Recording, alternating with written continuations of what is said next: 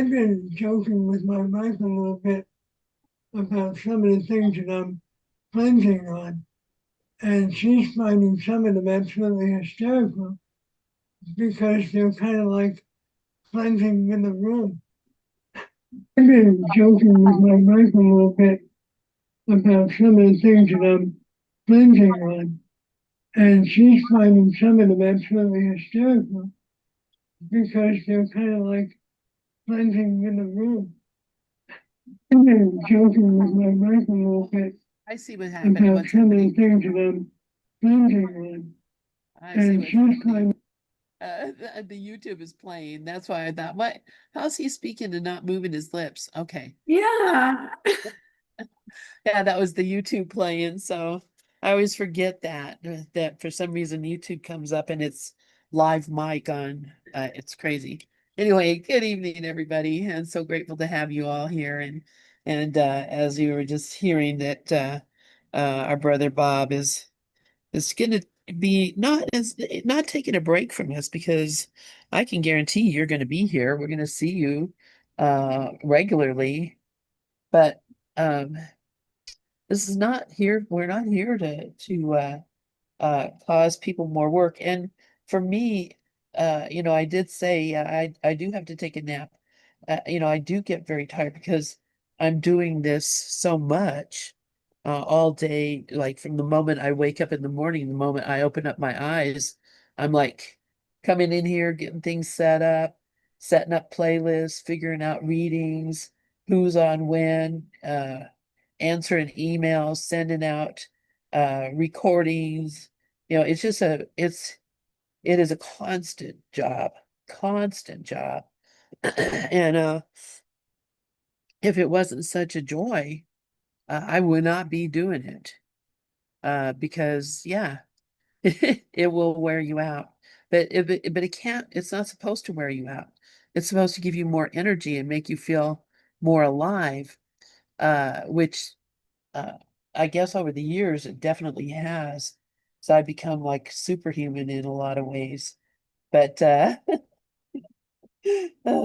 yeah, it can be a bit much. It's very intense, very intense. And I asked for that. I didn't want to take it the slow, easy way. I wanted to take the fast, exciting way. So anyways, I'm glad we're all here together. Um, again with our study of A Course of Love. And I'm becoming more uh I guess more willing. You know, uh I keep getting this notion in my mind is that, you know, it almost seems like going backwards, but I know that it's not. And I know a lot of wonderful people who study A Course in Love and have found it to be very helpful to them. And so I like for it to be very helpful to everyone. So that's just what I have to do is try to remember that and keep myself in that space. So anybody have anything they'd like to share before we start reading? Yes, Ms. Brooklyn? Namaste, mighty companions. A Course in Miracles is in everything. Yes. Yeah. Just the form is different. The Yeah. words are different. And everything validates everything. Yeah. Yeah. I was reading a book on the subway by Regina Dawn Akers, The Inner Workings of Ramana. It's so coarse. Oh It's yeah, yeah. Yeah, that's she read the course and then she got actually saw I have that right here on a DVD. She uh was sitting, she had a book of Ramana Maharshi next to her, Mhm. and it was like he was looking at her, and Yeah. then she started having these ideas of the uh, these little stories, little vignettes, and they're a great way to explain a lot of the non-dualistic teachings. And it is all basic through the interpretation of A Course in Miracles, because that's, you know, where her basis was. So yeah, Inner Ramana is a pretty good little book. Yeah. Very sweet. And it's not heavy to carry on the subway. It's a tiny little book, yeah. Sorry, I'm messing with my earrings, but my uh thing fell out. So I'm just trying to get it all back in place. Probably shouldn't be doing it with a camera on. Anyway, anyone in particular strike you? The little stories on the Inner Ramana? Well, I like the mantra, I am that I am. And just when you think about that, I am what I am, just think of the love, the holy instance of love. And we could go back to that. That means a lot. Yeah, yeah. I Yeah, love don't think of it with fear, like, oh, I gotta fight the ego. I am what I am. It's no, I am that I am, and I'm loved, and I feel the hugs. yeah. Aw, I love you. How's your brother doing, by the way? Well, thank God he's not showing. He's not showing any despair, but he says he's crying. I know I miss her. I miss her, but she wouldn't have been happy in the body the way it was. Yeah, I agree. Mm. I mean, I don't know her, but the Yeah, they body's were. fun when it's useful.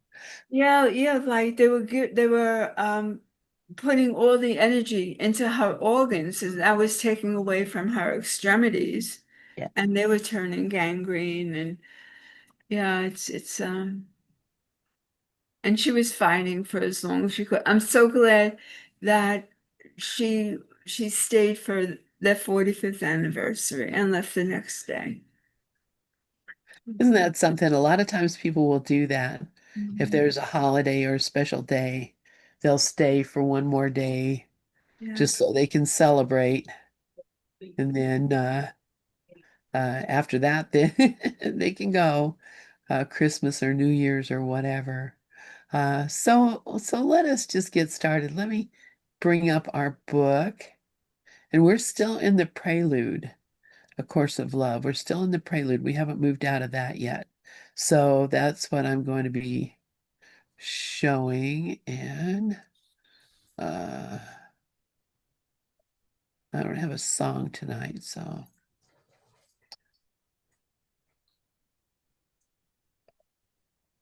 all right. So here we are. And I think we're probably about on paragraph 25. So if someone would like to read, please put your hand up. And there's the train.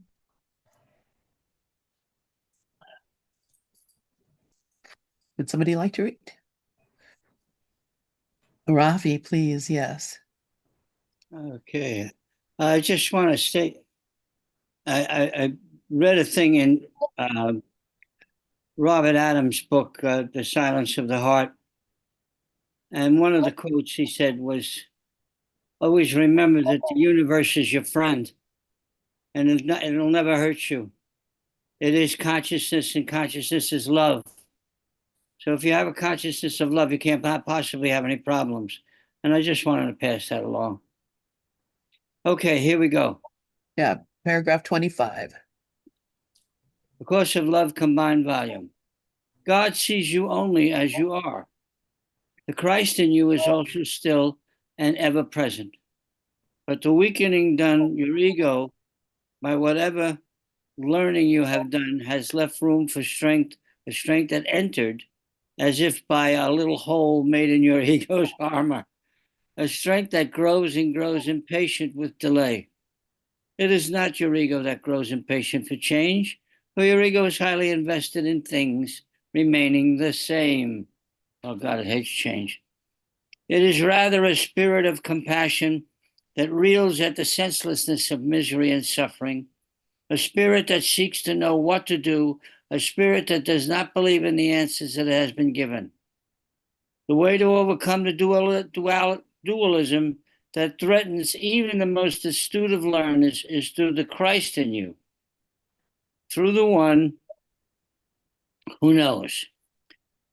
He always used to say, there is that knows the way and is the way, and that is what we are. Who knows what it is to be God's child and also to walk the earth as child of man. This is not your helper, as the Holy Spirit is, but your identity. While the Holy Spirit was properly called upon to change your perception and show you the false from the true, your recognition of the Christ in you is proper in this time of identification of your undivided self. Let us, for the moment, speak of the family of God in terms of the family of man, in terms, in short, that you will recognize. In the family. Can we stop just a second? Yeah, sure. Rafi, I have a question, and for those who have been studying this book, is this book saying that there's a difference between the Holy Spirit and our true self? There's a difference between the Holy Spirit and our Christ self? I'm not getting that at all. Well, it says here, this is not your helper, as the Holy Spirit is, but your identity. Isn't the Holy Spirit my identity? I thought he was In the talking dream. In somebody the else. dream is my identity. The Holy Spirit is my identity in that dream. In the awakened state, I am the Christ. But the Christ and the Holy Spirit are the same thing. Well, in reality, there is no Holy Spirit. There is no separation. There is no dream. There is only the Father and the Christ. Right. And it tried to take us out of the dream and start identify ourselves as the Christ mind. We're not dreaming no more. Now Right. we're extending the truth. So, but the question is, isn't the Holy Spirit and the Christ the same thing? I mean, that's how could it be any different? Yes, there's only one. Right. So the Holy Spirit is the Christ in me. There and so I don't understand why, but that's okay. Anyway, just a thought. And of course, we're looking for explanation, I guess. As he says, you can't know this at the level that you're at. So he does talk about, the Father, the Son, and the Spirit, but they are the one and the same. I mean, that's a Ken Wapnick. Yeah, and that's a Course in Miracles, very clear that there's no difference. Even though we call it by different names because it's easier one way or the other. But so yeah, so Brooklyn has her hand up. Well, the course is different levels all at once. And the Father, Son, Holy Spirit, that's one level. And all inclusive is another level, just like the ego. There's no ego, but we have to give a word to this pain in the ass, the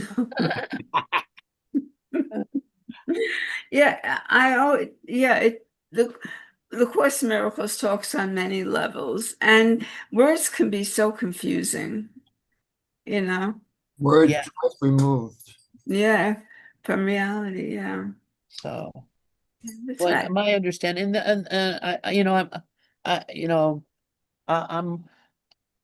I'm just not willing to see that there's another extra person here. Because I think there's just one. So Well, it could be, the parts of our fragmented mind yeah. coming together.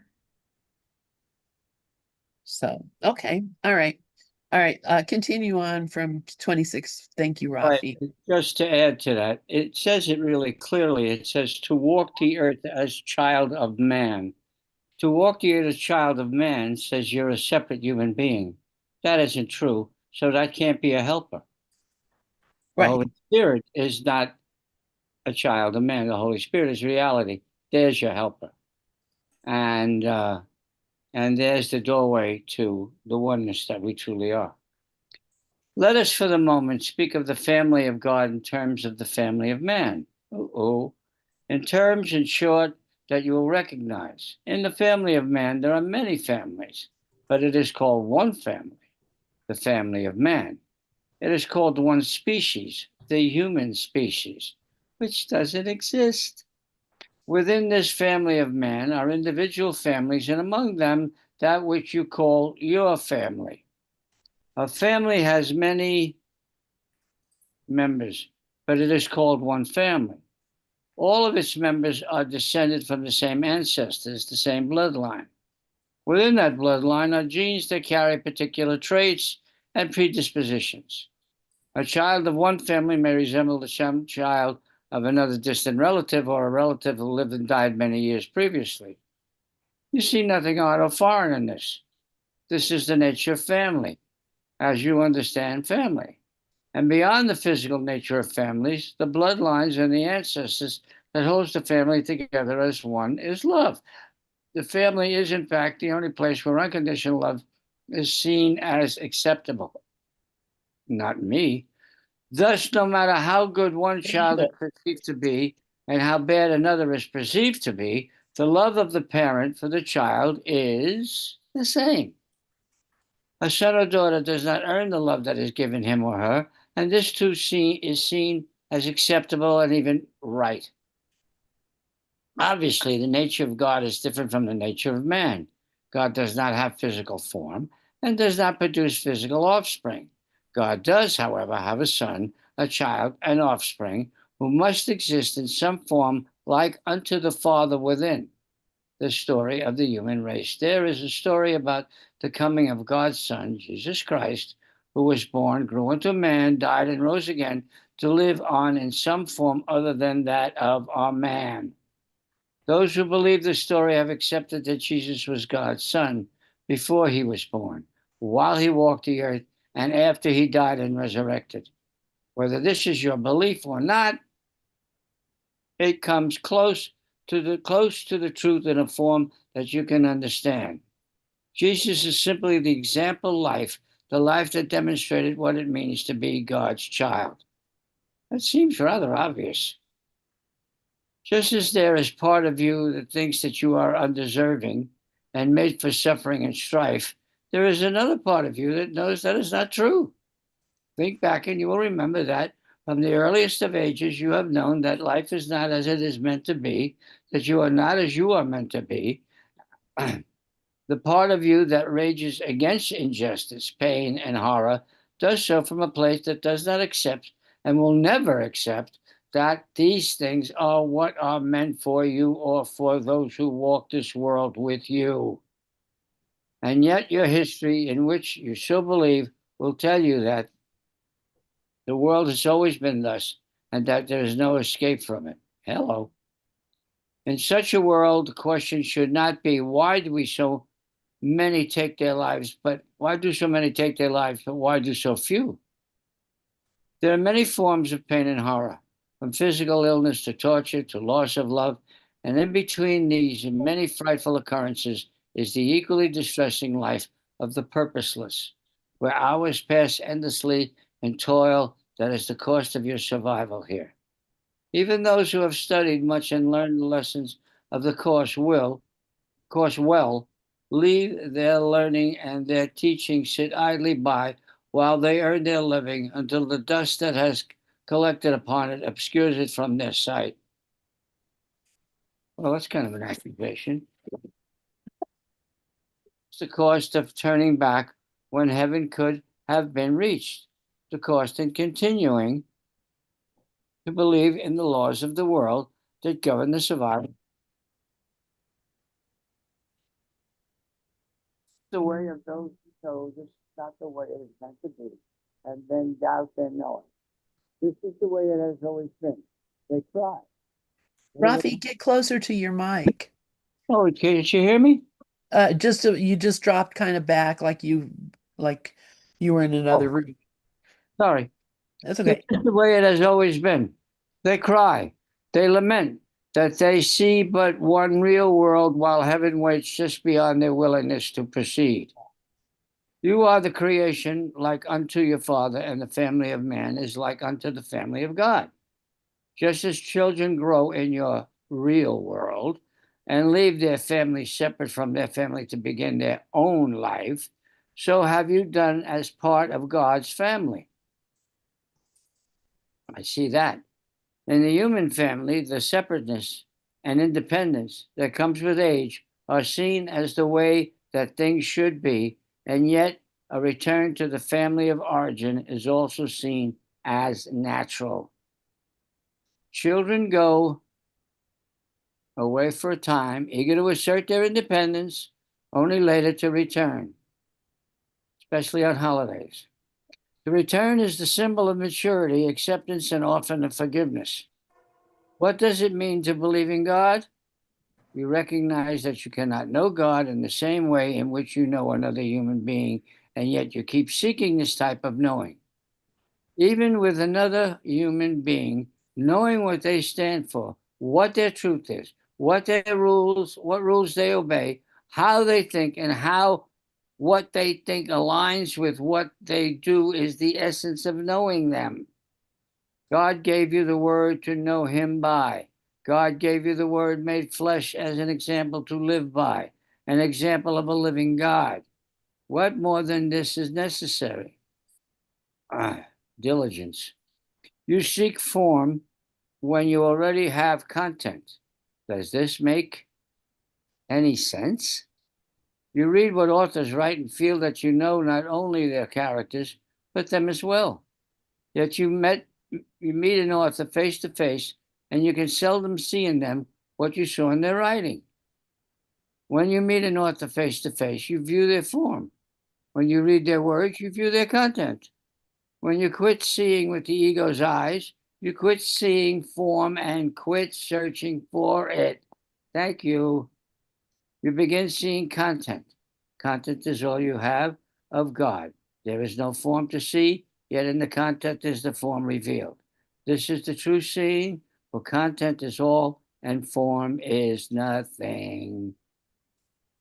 The content of God is love.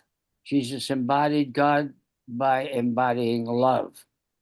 He came to reverse the way God was thought of, to put an end to seeing God in human terms of vengeance, punishment, and judgment. Jesus did this not only by embodying God in human form, but by giving a true rather than a false picture of power. Before the coming of the Word made flesh, the incarnation, the only idea humankind could draw of an all-powerful being was a being whose power resembled the powerful among them. I saw that. Jesus took such a stand against those with this kind of power that he was put to death. But Jesus did not advocate for a powerless people. Jesus taught true power, the power of love, a power proven by the resurrection. Jesus united with the Christ in you is he who can teach you who you are and how to live as who you are in a new world.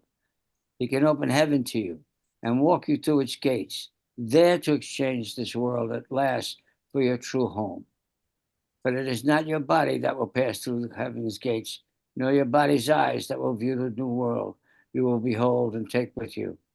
To view a physical world of dimension, shape, and scope, like unto the old, and hope to transport it from one place to another, would be delusional. The new world does not have to do with form, but with content. The content that is as transferable as an author's words upon a page. How many would not travel to heaven if they could get on a bus and be transported there? Yet each of you holds within you the power to reach heaven. As I said, everybody's going to make it eventually. Some sooner than others. Knowing yourself as who you really are is the only thing that will allow you to quit fearing your power. Jesus accepted his power and so brought the power of heaven to earth. This is what the Christ in you can teach you to do. This is miracle mindedness. This is love. Did you want me to continue, or you want some people? Yeah, we can stop and chat for a little bit. You know, this is all pretty well seems pretty straightforward. Yeah. And just kind of, but it's a prelude to books. So, and I know, someone said that they had read this and this is what led them to want to read the book. And so, uh, and it is lovely. I mean, I can't disagree with, of any of this part of it at all. So,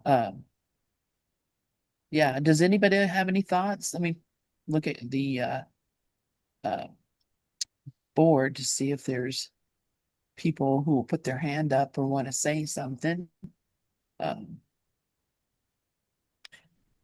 It is quite obvious that we are being divinely led every step of the way. All we just have to do is follow that. Yeah, yeah. Put the mind aside and follow it. Somebody's got their hand up. Steve, yeah, please go ahead. Yes, I can relate to knowing the content and still looking for the form. The way I translate that is, since I was born, I was trained to look outside in the world for answers, for satisfaction, for that voice that I internalized it as the personal self. And it's just a habit. But what I'm finding is I'm beginning to open up to listening to the guidance within, not planning, staying in the present, and remaining vigilant to the guidance in the here and now. Yes, the personal self is good for planning, keeping the car oiled and changed and taking care of stuff like that. But I understand and can relate to the idea that here I am knowing the guidance of the great, all intelligent knowing, and still looking due to habit at the outside world for my answers and satisfaction. Thank you. I'm complete. Thank you, Stephen. Yeah, that absolutely, I do agree on that. You know, it as much as, you know, I know that there's that the Jesus, the Holy Spirit, my own Christ self knows all the answers and has, and there's nothing, and he even tells us in A Course in Miracles, you know, let me take over, let me run your life. You don't need the ego. I will substitute for your ego if you will let me. And really, basically what he's saying is that uh we don't need to depend on the ego for anything, because the Christ mind that's within us will absolutely run everything with no mistakes and no problems, because there's nothing to do. This is all of this is a dream. So there's you can't you're not going to go start the car. Car's already been started long ago at the time of the tiny mad idea. The car's, you know, just sitting there, and well, we think we're doing things, but we're not really doing anything at all. We're just watching things being done and imagining that it's us doing it. Rafi, please go ahead. Yeah, I was taught a very valuable lesson when I was a child, but didn't get it until decades later, literally decades later. And that is, I came from an extremely loving family. We were constantly there for support. It was warm. It was full of fun and laughter and music, full of love and caring and nurturing. And so every Christmas present I ever got, even the ones I got that I wanted, never satisfied me. And I didn't understand that till much, much later, till I realized after release Sedona method, release technique, and all the others, that there is no satisfaction in the world. The satisfaction is already now.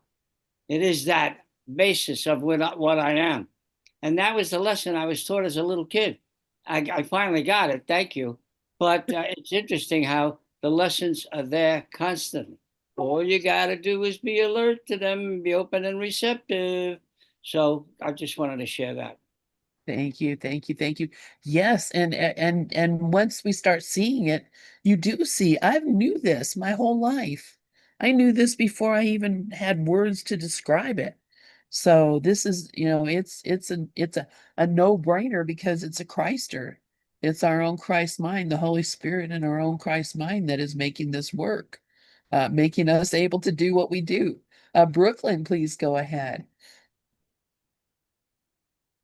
God is in everything I see because God is in my mind. And that includes a chair, a table, a cockroach. I told my friend that, and it's like the first stanza of the poem I wrote to Ellen.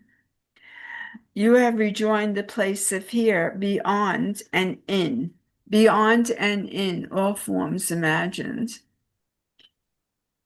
So God is in everything I see because God is in my mind. Everything is God. Yeah. My friend didn't like that when I said about the cockroach. Yeah, it's some forms are harder to see God in than others. Well, yeah, and why is that? Because of stories that we tell ourselves about these things, and they're just stories. It's so funny because they're innocent creatures and doing a very good job of what they do. And if people would see a world without flies or cockroaches, you would see a world that is heaping with rotting garbage because these creatures are made to clean that stuff up.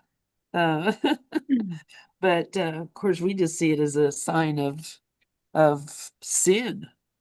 A cockroach is a sign of a sinful heart. Yeah. Ooh, get away from me. Yeah, you're bad. I don't want to come to your house. Rafi, yes, please go ahead. The lesson for me was quite clear in something that Lester said about a sense of harmlessness to all creatures, to all beings. I don't kill ants when they show up at my house. I just say hello to them and say, fellas, do whatever you're going to do and, have a good time. And eventually they just all go away. Bugs show up in my garden. I don't kill them. I just say hi, and I know they're going to be there for whatever they're supposed to be there, and they'll go when they go, and they go. They don't do any more damage than what. As long as I don't have any animosity toward any of them, it all happens because everything is a reflection of our consciousness. If I have no sense of anger or hate or guilt toward them, if they're only coming from that place of acceptance and love, then nothing ever goes wrong. And then I lose the concept of the ego, right and wrong, because it's just another egoic concept that disappears completely, and then there's always what is. So I just wanted to share that. Thank you, thank you, thank you, Rafi. Yeah, and really, it is whatever my consciousness is. I walk through the world and thinking about where did these ideas come from? That this bug is good and that bug is bad, and this if this happens, it means you're this, and if that happens, it means you're that, and really, it doesn't mean anything about what I am. Nothing here means anything about what I am. What I am is beyond all these things. So the only reason I would be upset about this is if it was real, but it's not. So I'm being upset over something that isn't even real. It's just a story in my mind. We're beyond it, but we are it. Yeah, that's pretty funny. All right, let's see. Let's see who wants to read. And Dove says, innocence sees nothing. Dr. Hugh Land, yes, innocence sees nothing. When you get to this place of zero, which is there's nothing, there's no opinion, there's no story, there's nothing, all the things that I am worried about or upset about are memories. It's all happened long ago. And when I stop living in the memories, I can start living in the now.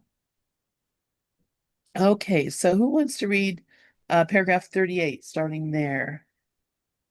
Ruben, yes, please go ahead. Yes, I can read. Okay. And in my own experience, yes, it is true that innocent doesn't see nothing, but God sees everything. The truth sees everything.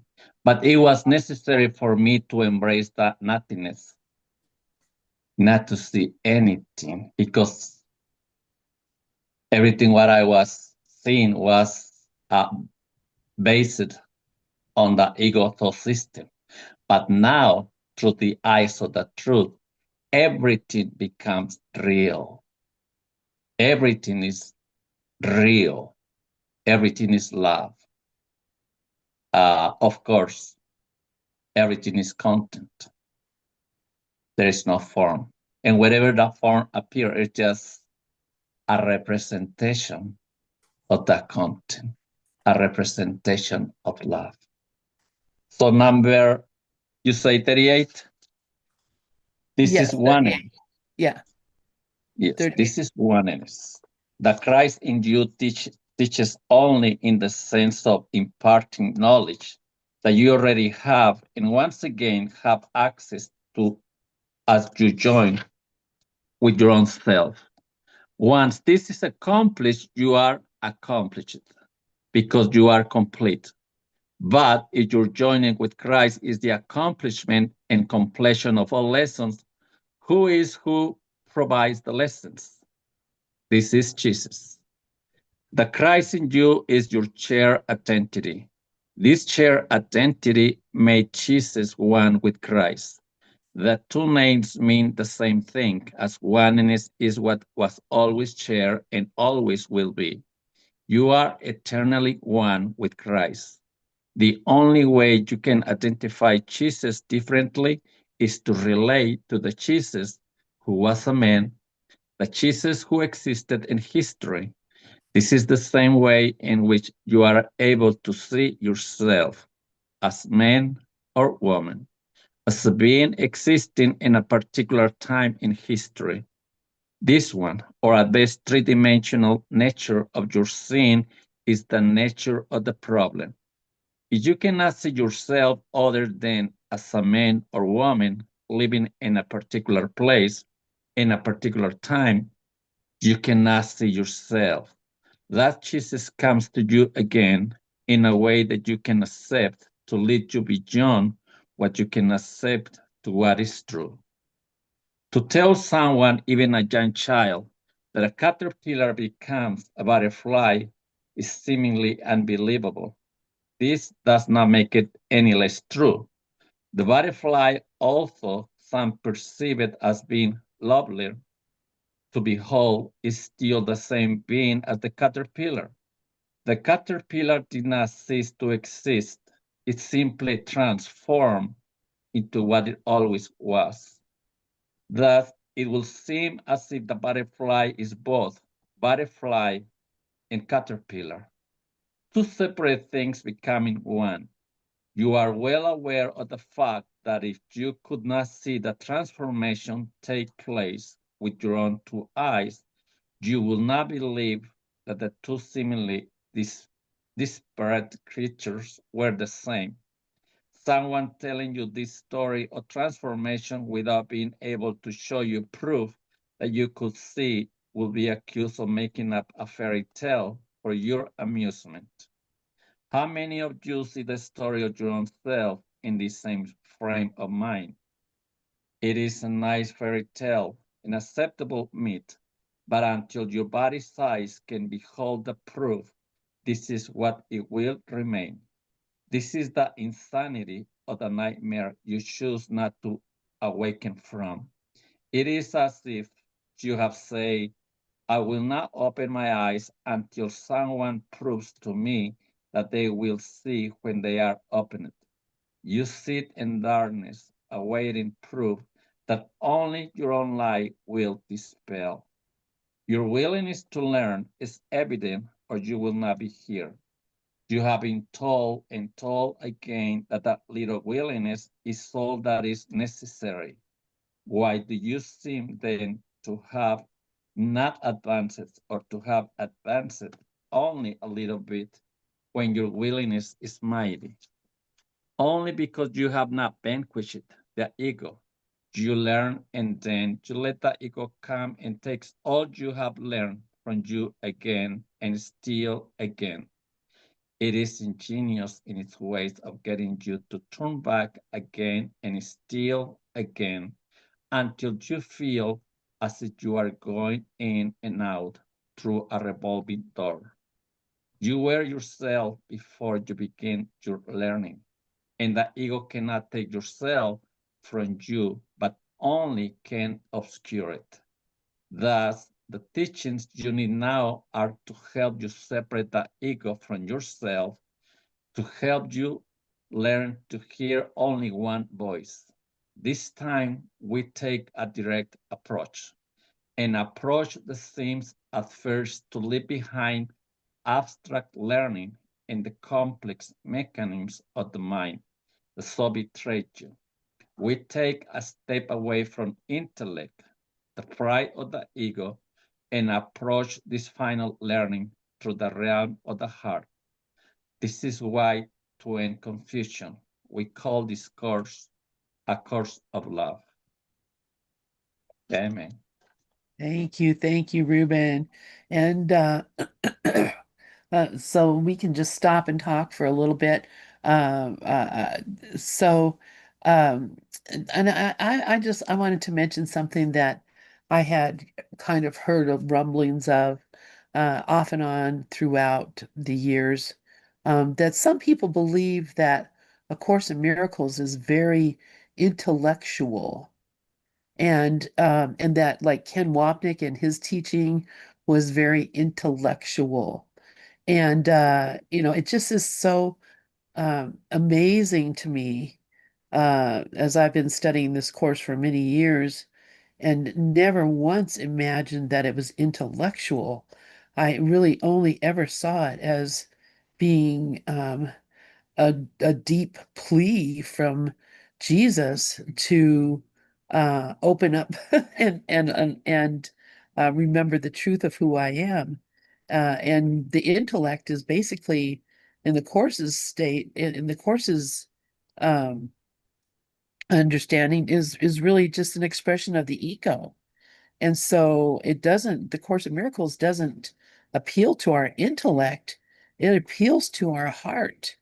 And I've never seen it any other way, but I've heard people say it and it confuses me. I don't really understand why someone would think that, but maybe someone could enlighten me on that if you know anything about it.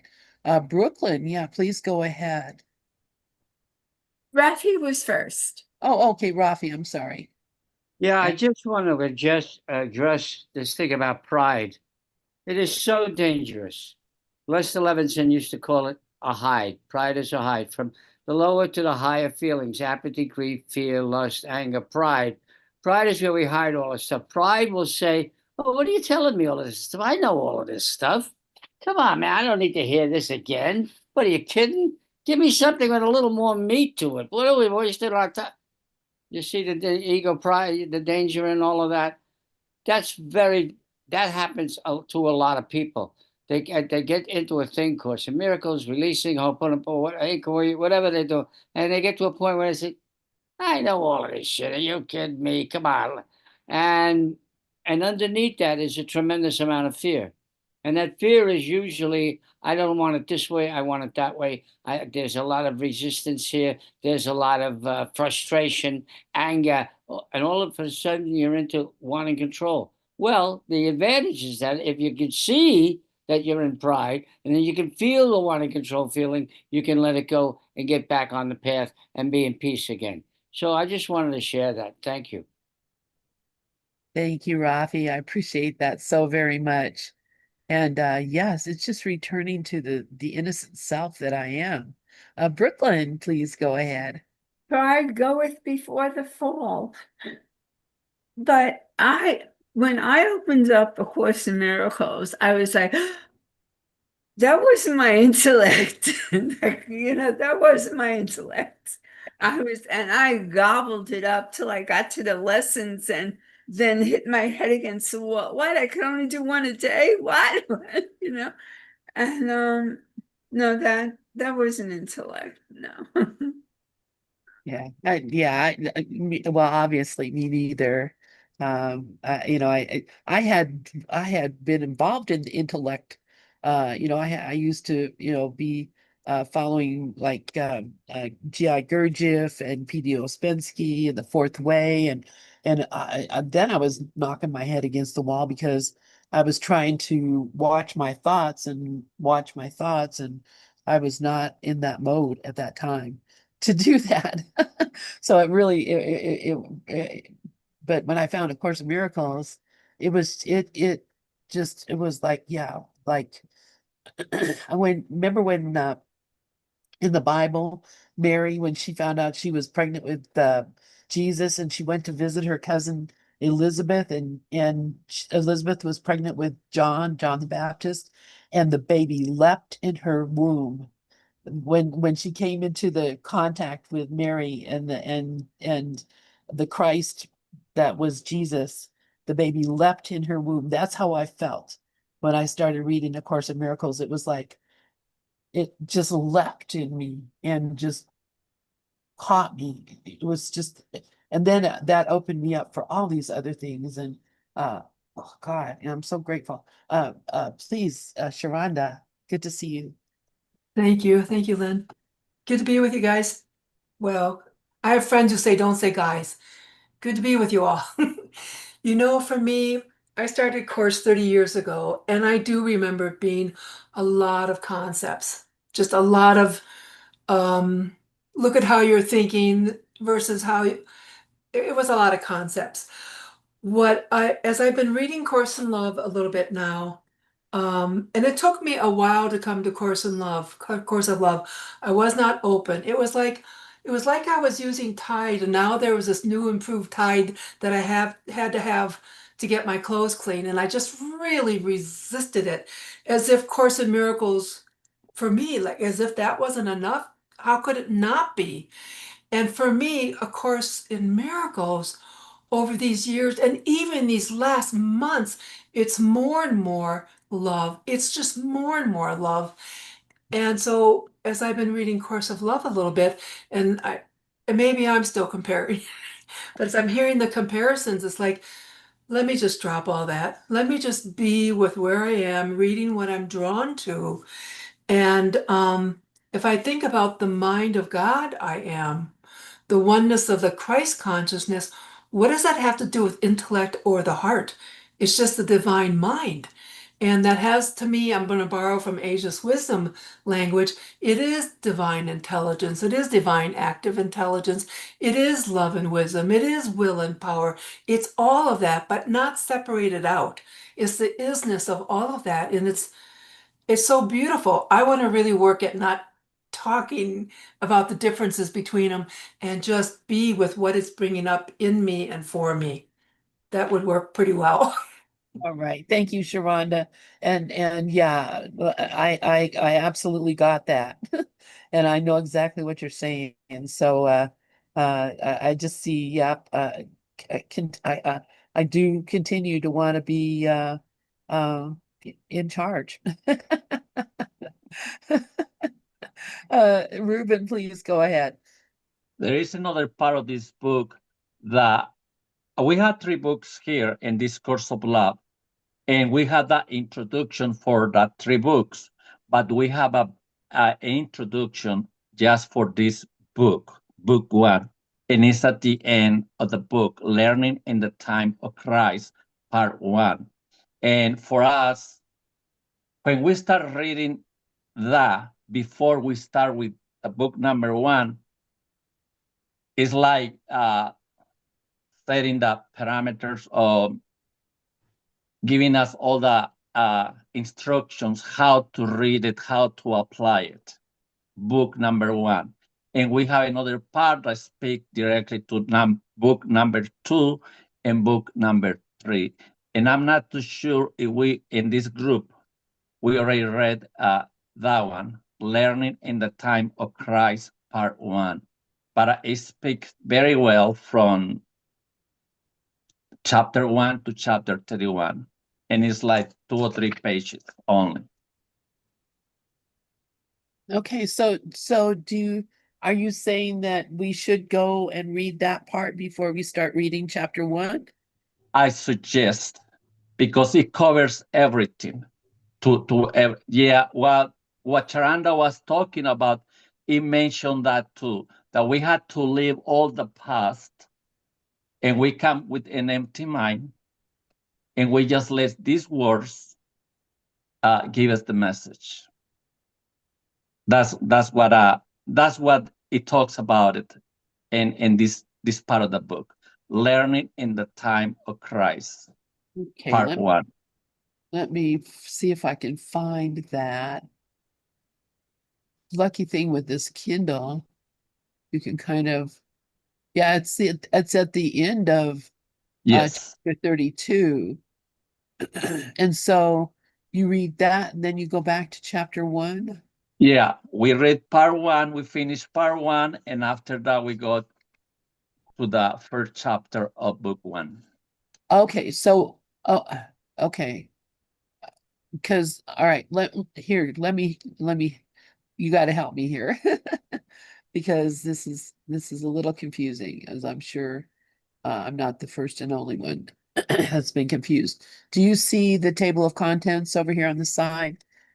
Yeah, of course. Okay. So if this is where learning in the time of Christ is, Okay, after that one chapter works. 32. So are you saying we read learning in the time of Christ and then we go back to chapter 1? Yes. Okay. Yes. So and then this is this here a different chapter 1? Oh yeah, that one is the second book. Okay, That so one. So we read Learning in the Time of Christ, we finish that one, and we go back to the beginning of A Course of Love. okay. And then after that, then we come over, let me see. When we is finish that that one? 30-something. After we finish those chapters, then we come back here and read this. Yes, part Learning 2. in the time of part 2, and then we come back to The second book. oh my gosh. Yeah, right there. That one.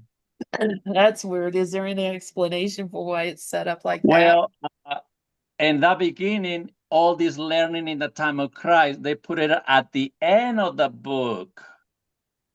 So in the physical book, I don't know about the Kindle version, but we were like, why didn't put this one in the beginning? Right. Because That's what I'm wondering. Why don't they put that in the beginning? Because I would think if I started reading this, then next I would read that chapter. and we were, I mean, we just we're on chapter 8 or chapter 9 with Glenn, and that's what we did there too. Yeah, yeah. And we read that Learning in the Time of Christ, part 1, and after that we start chapter 1, 2, 3, 4, 5, 9. oh, I did not really understand that that was why that was. This is very interesting. So that it's confusing because there's multiple chapter 1s and multiple, I don't know. I think Okay, we have three. We had 3 books. we have 3 books Okay. in this Course of Love. You know, the Course of Miracles, we have 3 books. Yeah, kind of like that. Okay. Okay. Oh, Brooklyn has her hand up. Yeah, go ahead, Brooklyn. Well, I just want to say the dialogues are what got to me, especially the 40 days and 40 nights. I didn't read this,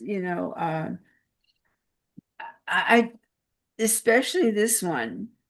This is so coarse. If anything is coarse, this is coarse. Freedom from want, freedom from lack, freedom from repression are what we will now enjoy together on a mountaintop retreat. We have not removed ourselves from life in any way, and yet we have reached a place of retreat, a place of safety and of rest, a place away from, quote, normal life and the lack of freedom you have experienced there. I am your refuge from the past, your gate of entry to the present. You have fled the foreign land where freedom was merely an illusion and arrived at the promised land, the land of our inheritance. Ah,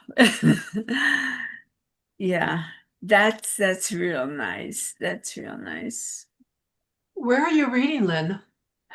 From a course of love. It's the dialogues. Yeah. And this is 40 days, 40 nights. Okay. And it's day, I gotta find it again. Oh, where is it? Where is it? Oh yeah, 40 days and 40 nights. And okay, I just had it. Yeah, I'm not too good at this. Yeah, 40 days, 40 nights. Okay. The dialogues. Excuse me. I have a question. Brooklyn, I already did jump on you. Are you done? Oh yeah, please. Okay. So I'm just kind of curious. I'm looking in my book. I see in the addendum, Learning in the Time of Christ, page 665. So I'm kind of curious. Are we going to go with the suggestion of people who've gone before us and read that next, or I'm curious what we're deciding. Can't hear you, Lynn. All right. Yeah, my guidance is to read it as written. So I don't feel any pull to move into reading. I just think it would make me confused. If does that make any sense? I mean, I want to start chapter 1. I definitely agree, because remember when I tried to start at the dialogues and no, we should start here. We should start here. Yeah, That there was a lot of was- confusion. That's why we decided we're just going to read it through as Yeah. written. So if I mean, you guys have read it before, so but we haven't. So for me, it's just, I think, probably easier and cleaner to just start from the beginning and be assured that, because we're all, my God, we're all seasoned students of so many incredible treatments, that I think that we could be able to get it. I don't know. I haven't read A Course in Love before, but I like to go through different pages. So I haven't read it from the beginning. So this is good to read it from the beginning. Yeah. Well, I already read it 3 or 4 times. And the first times I read it like chapter 1 without doing the addendum. And I'm like, this is confusing, because the addendum supposed to be first. And later on, other people said, yes, supposed to be first. And we started doing it that way. And for me, yes, especially with Course of Miracles group, we were just reading Course of Miracles like the last, I guess is that 14, what am I? And Course of Miracles, and the last lesson we just end up with the Holy Spirit. And we go to the course of love on the third book, chapter 1. It's like the introduction to, it's like that way we can move. We were able to move very nicely from Course of Miracles to Course of Love, where the Course of Love tells us you're no longer the personal self. You are the Christ. And after that, and that's what I do in most of my groups. We read the prayer and we continue reading first, whatever. But we always start with a prayer. We're no longer the personal self. We are the Christ. And we just go back to wherever. That's the way we start. That way we know, yeah. Yeah. But it is up to you, Lynn, at the end. But I really suggest because the addendum, it just speak about these 31 or 32 lessons, and it has just 2 or 3 pages. And it gives us an idea how to handle it, all these lessons, all these chapters. And we go back to chapter 1, knowing what to expect. And it's like Charano was saying, we just empty our minds totally. There is no judgment at all. We don't discuss anything. We just let these words speak to us because we are the Christ. There is no more dream. Yeah. And I think, of course that seems very much like, yeah. You can read how it we on do- your own. Okay. You can read it on your own, and Yeah. next week you decide. Yeah. Yeah. You can read the part, the Okay. addendum.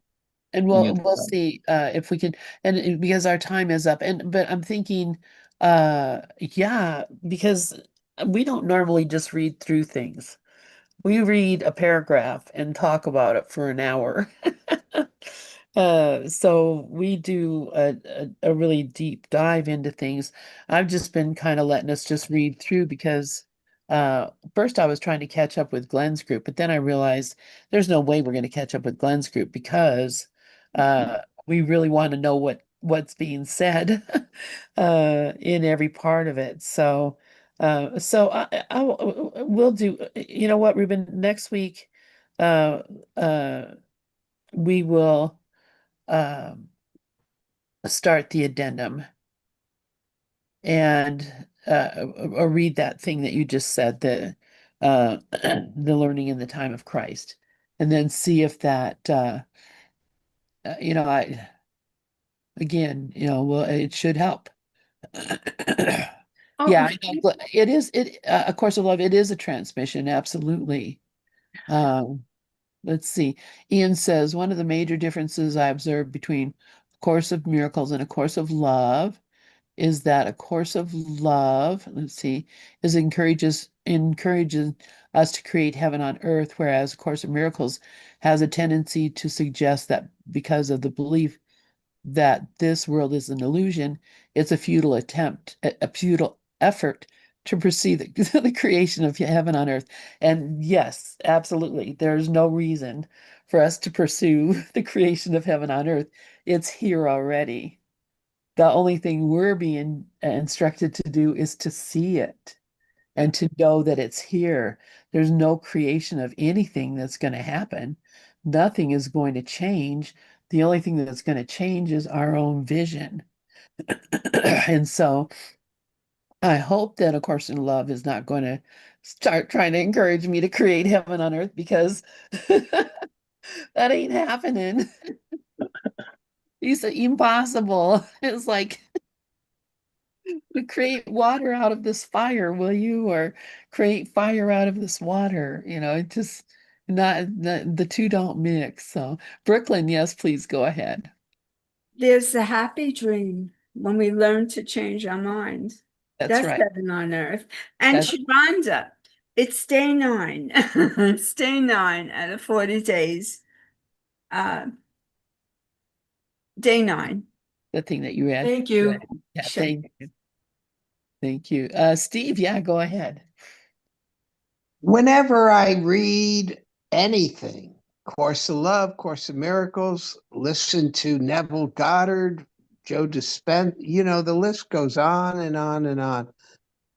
The transmission for me is the book stimulates like a sunset. I go, wow, but where does the wow come from? So I don't put that much emphasis on any book. The books have in them kind of like a mirror. And that's where the credit, I'm sure you all agree with me, is that the real transmission is an above down, inside out job. I just wanted to say that because something in me resists the worshiping or almost idolizing of any other outside source. This is somebody's experience, but Yeah. your experience is where the sacred happens. Thank you. Yeah, exactly. Thank you, Steve. And yeah, all the teachers, all the teachings, and I listen to zillions of teachers all day long, all night long. I'm listening to or reading, and every single one of them is saying, remember who you are, remember what you are, remember Yeah. you are the Christ. And I mean, I listen for Ken Wapnick for hours, synthesize it all down to remember who you are. Listen to Keith Kavanaugh. Remember who you are. That's all they're saying is remember who you are. And we're like, what does he mean by that? Yeah. So you're right. It's all saying the same thing. Brooklyn, yes, please go ahead. And the ego is saying the same thing. Don't believe any of this. Yeah. Yeah. Yeah. It's all a story. So all right, you guys, thank you all so much for being here with us today. And we will see you all next week. We also are doing a group on uh, uh, Tuesday mornings where we're reading A Course of Love as well. So because there's some people that can't attend this, so we'll do it on Tuesday morning at 11:30 or something. I'll look on the schedule.